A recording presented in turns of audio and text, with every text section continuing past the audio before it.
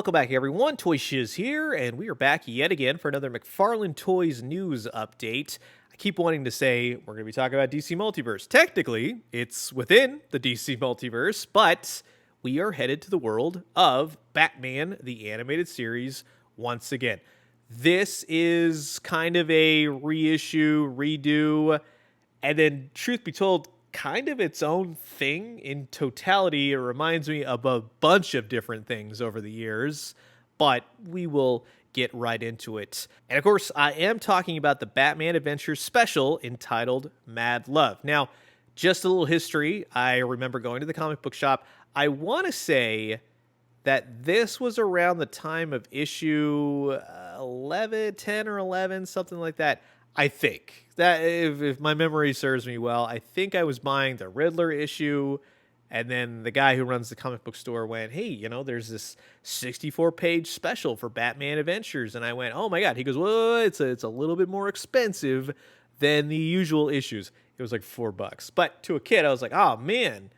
Well, and so I saved up a little bit of cash that week and went back and grabbed the issue, and it was awesome. This is one of my favorite comic book stories, issues growing up as a kid. The artwork for Bruce Timm, the colors, just the pages, everything was really pristine, gorgeous to the touch. I remember reading that so many times. It's probably worn out by now, but it was amazing.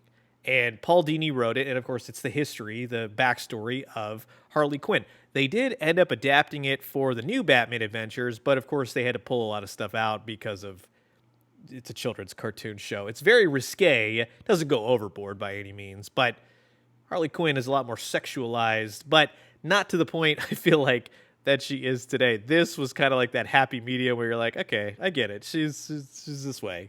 She's totally obsessed with the Joker. But if you've never read the issue, highly recommend it. They've reprinted it a dozen times, but nothing is better than when I first opened up that issue and read, and it was so cool. And like I said, that will always stand out to me as one of the best issues of anything, comic book wise, in my collection, and thus is primarily what we're going to be talking about today, in a way. But before we get started, as always, I will have the affiliate pre-order links down in the description below.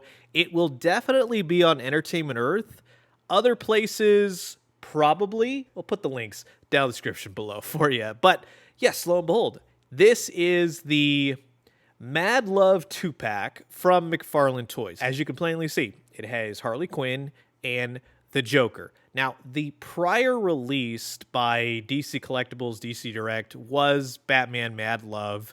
It had the Joker, purple suit, and it had Harley Quinn in her nightie, which that's really what I was kind of hoping for because I missed out on that set, didn't collect them back in the day, and trying to get them now. But it also came with the comic Mad Love, which is a great pack-in. That way you get a little idea of what you're looking at, but no accessories.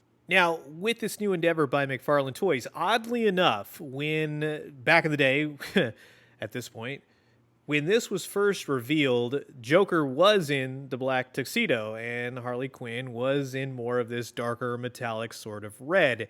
Then it kind of went through subsequent changes. You saw the Joker had a different head portrait, the purple suit, and then Harley had the nightie. And then finally we got the finished product of Joker in the regular purple suit and then Harley Quinn in the nightie. So this is actually hearkening back to the original designs, which is kind of interesting at the end of the day. It's not exactly what I would have liked to have had released because I missed out on Harley in the nightie, and that would have been kind of cool. But truth be told, it really, for me, and knowing about Mad Love, Batman the Animated Series, Batman Adventures, this has nothing to do with that. So why release Joker in a suit like this? Kind of reminds me of a lot of different things that a lot of different companies used to do back in the day, like Kenner Hasbro, where they would release metallic versions of reissues of characters. Sometimes they would just go full-blown duo force. I wouldn't say it's Mad Love. It's Mad Love in the sense of the Joker and Harley Quinn, but not in Batman the Animated Series / TNBA or Batman Adventures by any means. It's more so this piece of artwork right here, which is a famous piece of artwork by Alex Ross, but has nothing to do with Batman the Animated Series.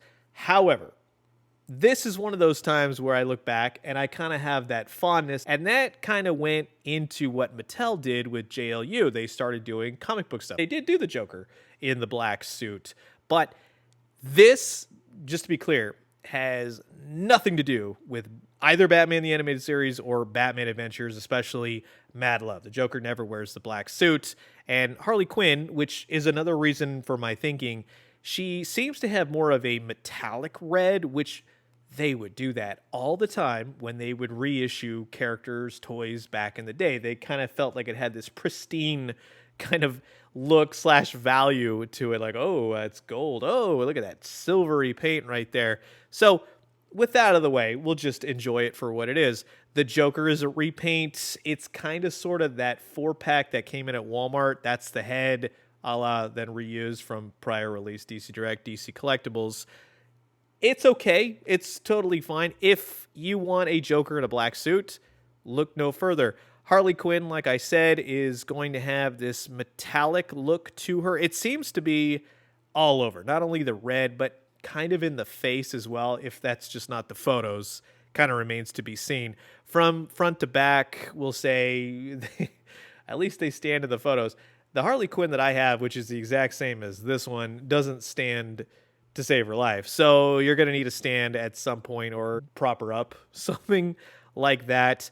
Now, as I previously stated, with the prior released Mad Love that has Harley Quinn in her 90, which again, I really wish they would have done that. I don't see why they didn't do that. It's these decisions, man. I don't know. Maybe the molds are gone. Maybe that's the thing. So Harley Quinn is going to come with a number of hands, which, sure, that's totally fine. There's no guns, no nothing like that, which would have been really cool to get her big old pop gun with the cork. But she does come with the wand that she fires off and uses to bop the Joker in the head when he steals the bomb to blow up all of Gotham. Harley Quinn-aid, that whole dealio. But it's fine for what it is. At least you get some accessories. The Joker just comes with extra hands, no guns, no nothing, which again, it's kind of a bummer. I wish that he did come with a gun or something like that, just to make him more Jokerific. But at least it's a step up in the sense of, oh, they actually give him accessories, whereas the only accessories you got in this pack were the stands and the comic book. And I still would have rather had this one, if I'm being honest. So here they all are, packaged up, ready to go. Mad Love 2-pack. And I'm going to say Mad Love with an asterisk because it's Mad Love adjacent. It's just celebrating the love that Harley Quinn seems to have for the Joker, because it's definitely not a two-way street. But again, it's in name only. It has nothing to do with Batman the Animated Series or the Batman Adventures. Joker never wore this outfit, never had this going on, and Harley Quinn was just always red. The other thing I want to point out is the back of the box, which, like I said, clearly is the Joker and Harley Quinn when they're posed just like this. To see this in animated form, again, it's a little odd. When I was younger and you would see all sorts of customs and sorts besides what companies would make, people would make stuff like this. It would be in Toy Fair magazine, Wizard magazine and such. So this kind of reminds me of that. It's like they always just want the animated spin on everything. They also do it with Marvel superheroes back in the day. And then we got the equivalent of the Marvel superheroes cartoon, which was such a great cartoon. But anyways, Mad Love 2-pack. What do you think about this? Is it worth your time? Will you be adding it to your Batman the Animated Series collection? You've heard my thoughts, and now I'm curious to know yours. Comment below, let me know. Let's talk everything Batman Adventures. And until the next one, I will leave you guys with that. Adios.